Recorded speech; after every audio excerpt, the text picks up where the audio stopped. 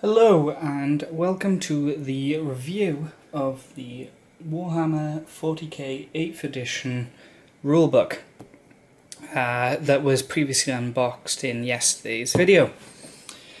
So this book is a complete hardback rulebook.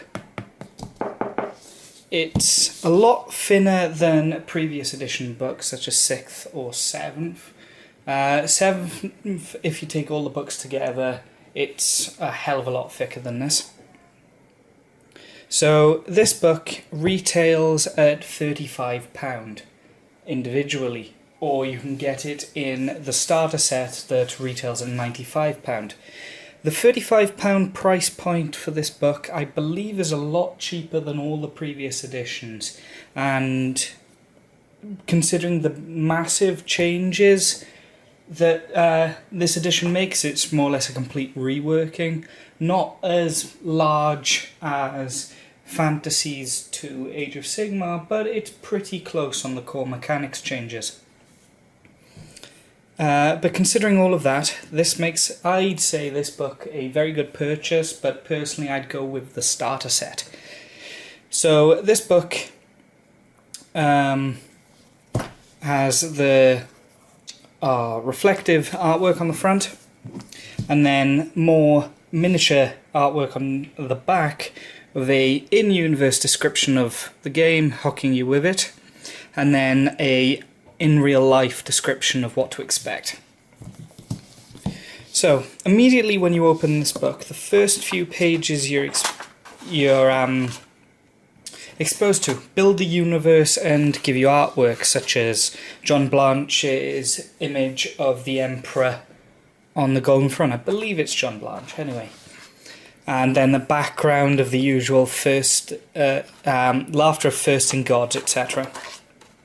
We have a double-page spread of hinting of some things to come, with Space Marines, both Primaris and I believe regular Adeptus Astartes, duking it out, with Mortarion and Roboute Guilliman leading these forces. Mortarion is currently unreleased, but if you go from the leaks and this image, you can pretty damn well believe he's coming. Then we have another piece of artwork of Black Templars fighting demons. And then the starter set battle, which is Primaris Ultramarines fighting Nurgle Chaos Space Marines. We get a full index in this book, and it begins with fluff and background and then progresses to the rules. So to me this says this book is being aimed at complete newbies to the universe, with it explaining everything first, then you get the how to play sections. It's split unevenly. Of its 276-ish pages, 167 of them are background, and that would make 110-ish of them rules to the game. As you progress through the start of the book, you get the hobby, what to expect, what you can eventually aim for, with them pushing Primaris Marines as you'd expect, but also bringing some older models in, such as Blood Angels and the Genestealer cults. It's all new artwork, it's never been seen before. Got painting, just what to expect for the hobby. Then we get to the Dark Millennium section.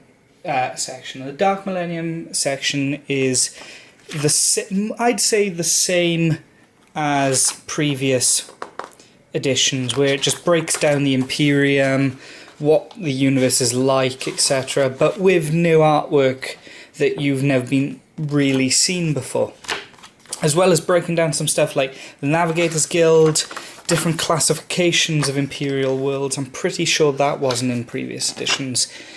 We got space, and it pretty much covers all aspects of Imperial life and history. Then we get to the Ages of Mankind, and the Ages of Mankind is your typical Warhammer history, breaking down what's happened to take it up to the 40th millennium, to the 40k setting. We've got the Age of the Imperium. But then we get to the Great Rift, and here is where events start to change after following the Gathering Storm. We get a brief recount of the Gathering Storm, Rabute being revived, making his way to Terra. We get a new galaxy map showing that it's, well, buggered, essentially, with the massive warp storm that tears the galaxy in two. And then we get to the Dark Imperium, and the Dark Imperium is all new history. And it explains basically what's happened. And to my understanding, I believe we're roughly 100 years on from where Gathering Storm left off. So it has progressed, and it's also a way for you to get your Primaris Marines in to any faction without them being brand spanking new. Though I said it's mostly new artwork, there are some old pieces of artwork that you get here. And then it goes into the individual sections. How this works is you've got a Imperium, a Chaos, and a Xenos section. Each of them details and breaks down what it is, guides different factions within, like the Astra Militarum, etc., Adeptus Mechanicus, and then each section then has a painted miniatures gallery, which again is to get people, well, aimed at certain aspects that they want of the hobby. What I like as well about this edition that I've seen so far is that they seem to encompass every faction. There hasn't been anything that's had no coverage. Right down to even new releases like the Adeptus Custodes and the Sisters of Silence. Again, this repeats then for the Forces of Chaos, breaking down the four main traitor legions, and then we get, as well as regular renegades, then another miniatures gallery with new and old releases in it, even some older Armageddon Steel Legion Imperial Guardsmen there that I believe aren't available anymore. And then once again we get it with the Xenos Fret. Then break down each of the sections, the Harlequins, Orcs, you get the works, and then a Tyrannid, and then another painted miniatures gallery. Once that section is complete, we get to, just checking that we're on the right page, we get to Eternity War. And this is basically just all the battles, all the backgrounds, things you could build campaigns around, which is another thing they have rules for in this book. And it just tells you what was at each thing, famous battles, etc. And then, once you're done with all that, we get to There Is Only War. And this is where the rules of this edition start. As you begin, it tells you the different types of play there is. There's open play, which is essentially unbound, slap your models on the table, have a laugh. There's narrative play, which is based around famous events, so Gathering Storm, etc. And then we've got matched play, which is your typical tournament play with points, meticulous detail. It tells you how to use new data sheets because the data sheets are completely new edition and all the stat lines have changed. And we have the core rules, and the core rules is only 8 pages long, I believe. And it just breaks down individual steps, what the different weapon types are, and that's it, really. There's no more special rules for individual units. There are some certain keywords, such as fly, but that tells you that they just do things like ignore movement penalties and can leave combat and not suffer the penalty of shooting. It's on the individual data sheets is where the individual special rules come in, such as Storm Ravens can't be locked in assault unless, can't fight in assault unless another unit with fly charges them, etc. Then we've got a full colour breakdown of just to explain the whole process of a turn. There's one new mission in the book, Only War. And Only War is the new one they're pushing. It's completely flexible. It's you put it down and this is your skeleton, if you would, of the force. Warlord traits have changed now. There's one D3 chart. But you can either roll it or you can pick one. So I'm expecting to see more of those when individual codexes are released. Again though, the victory conditions of this can also change in Omnivore, or you can pick one if it's for a specific battle you've got planned. Then we have a section breaking down how to do open play, where they get, which like I said earlier, is about the individual just putting their model collection on the table, playing a game. It's got some certain missions you might want to try out, but they're more, what's the word I'm looking for? Fluffy. With them, such as having to hold lines, make a heroic last stand, etc.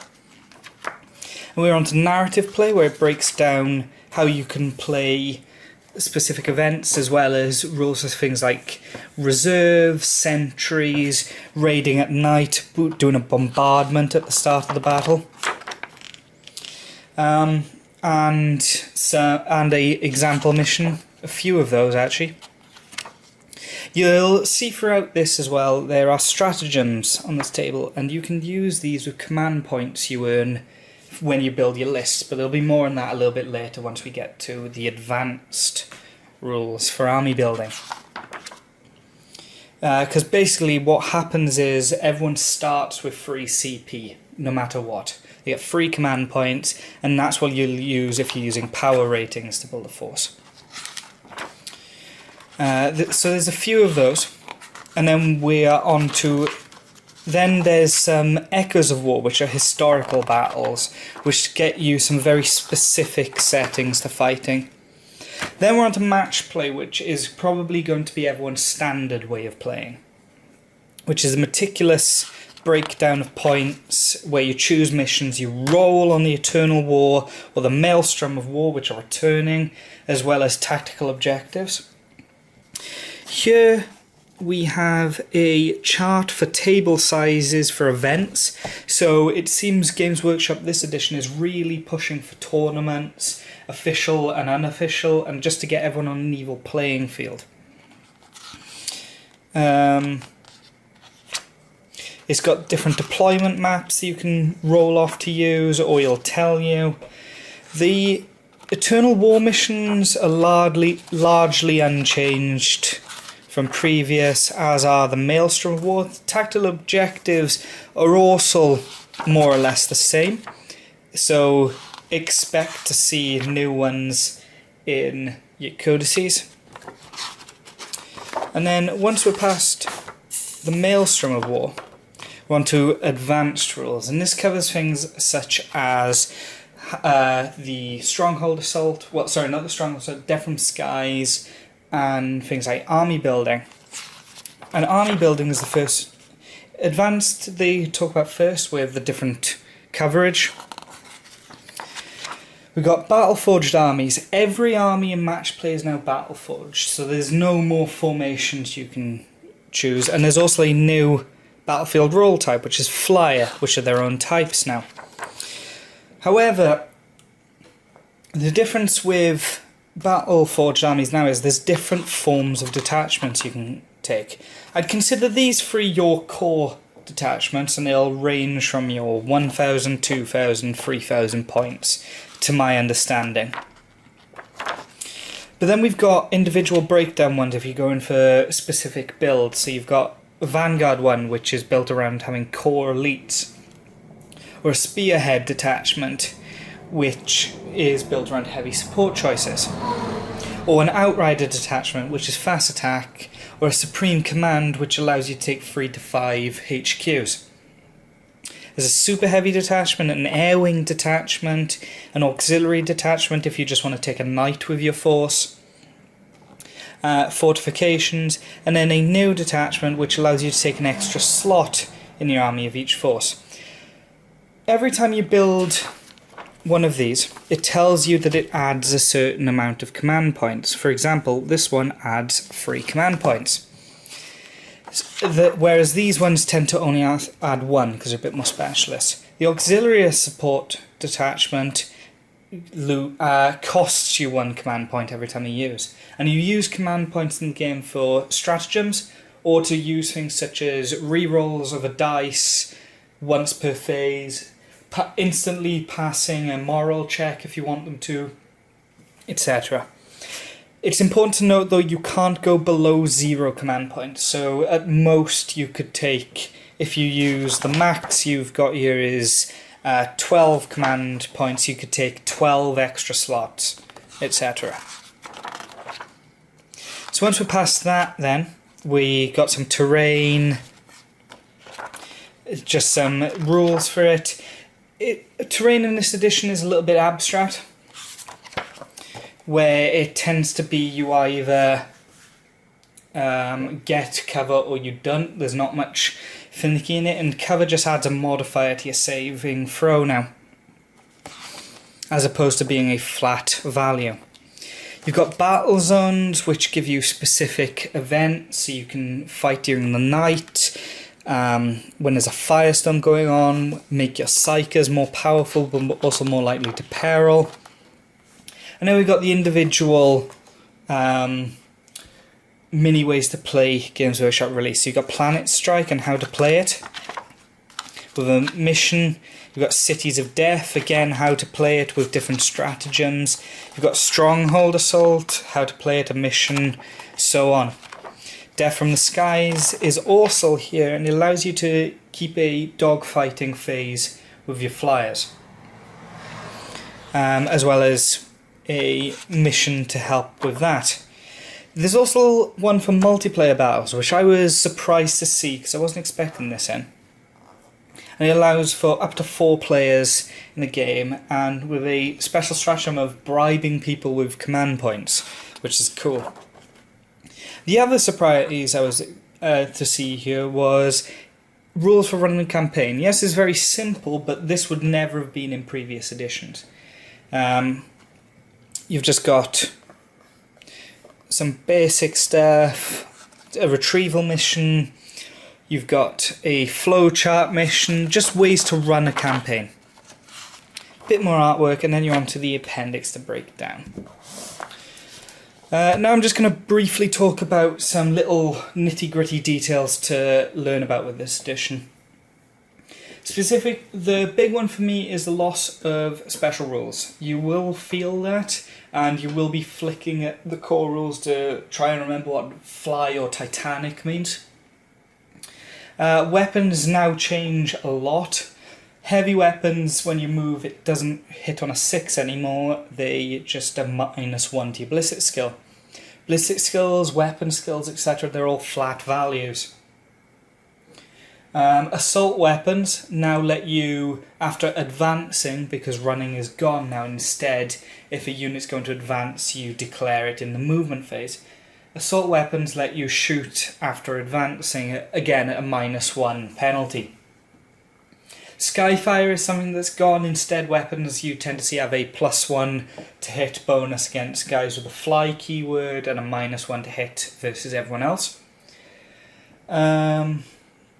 When you're building forces now, you build them using a keyword system, and there'll be more on that in the videos later on in the week. But basically, when you're building forces, they need to have faction keywords in common.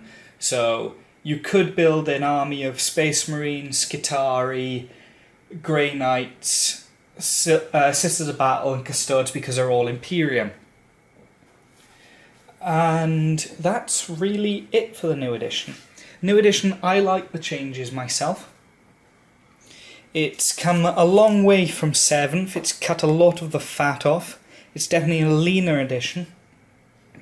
But to me the changes are for the best. It's, from what my understanding is, the games will run a lot smoother, there'll be a lot less arguing, and rules generally are written a lot more clearly rather than intentional.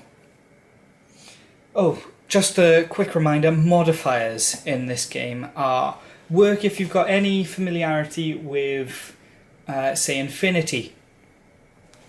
So modifiers in this game, rather than adding to your value, they add to your saving roll. So certain units, such as Poxwalkers, have a saving roll of 7+, which is impossible on normal dice, unless you're cheating somehow. But if they're in cover and they roll a 6, because it's a +1 modifier to your dice, it goes up to 7.